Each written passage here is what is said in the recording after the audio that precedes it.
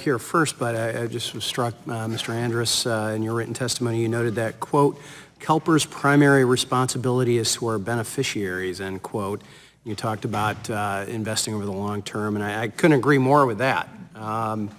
However, one analysis of CalPERS' decision to divest itself of tobacco-related products cost the fund and thus hardworking CalPER members over $3 billion. That doesn't strike me that losing money like that is in the best interest of your fund's beneficiaries, either short-term or in the long term, particularly at a time when CalPERS is not fully funded. And I'd like to note, Madam Chair, that CalPERS' newly elected president, Jason Perez, who is a police officer from Corona, California, seems to believe that losing money isn't in the best interest of his fund's beneficiaries either. In campaign materials that he sent to eligible CalPERS voters last year, he criticized former CalPERS president Priya Mathura of putting CalPERS members' retirement security at risk, quote, due in part to environmental, social, and governance investing priorities regardless of investment risk, close quote. So, Mr.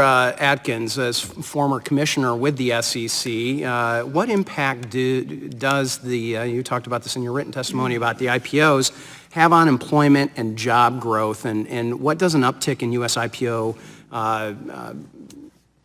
charters mean for mom and pop 401k investors and others? Well, thanks for the question. There are a lot of effects from a robust IPO market. One is particularly as a way for private companies to have an exit ramp to be able to then attract more capital and not just be private.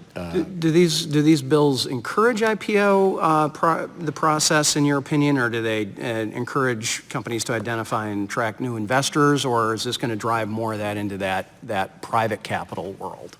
Well, again, I think that imposing these sorts of detailed disclosure requirements, especially on smaller companies, in my own experience and have been reflected in the surveys of CEOs and others, that is the one that's biggest impediment for people wanting to venture into the there's been a lot talked about the responsibility of the SEC and the responsibility of corporations, and I've been dealing with Section 1502 implementation from Dodd-Frank. I wasn't here for the passage of Dodd-Frank, but we've been living with the echo effect of that, and that had to do with what I think everybody universally would agree is a positive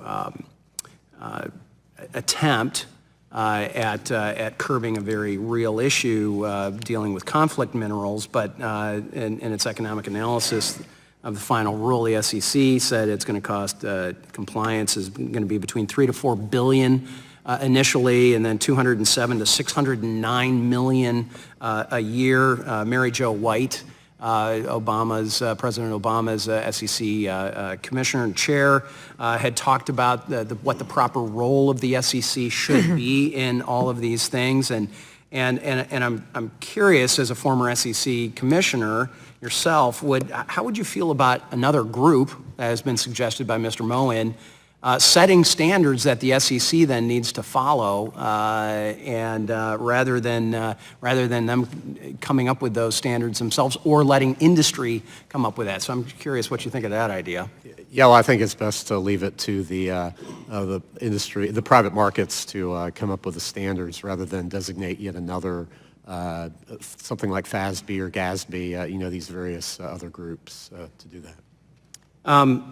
So let's talk in kind of finally here about our competitiveness internationally. I mean, we are seeing IPOs go up a little bit. They're not nearly at what they had where they had been. And I'm just curious if you believe that the federal government needs to force, under penalty of law, companies big and small to disclose this kind of information. Mr. Moen, in his testimony, noted that some of his clients have been doing this for 20 years voluntarily.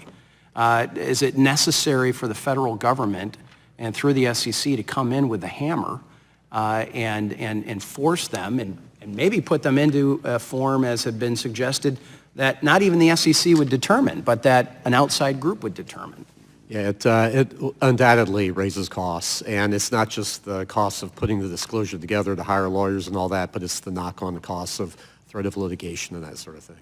And I'll just note, Madam Chair, as my time is up, but I do believe that the most effective way of doing this is to make sure that this is voluntary by these companies, demanded by clients, customers, investors, beneficiaries, rather than having the federal government mandate this. So with that, I yield back. Gentleman's time is expired.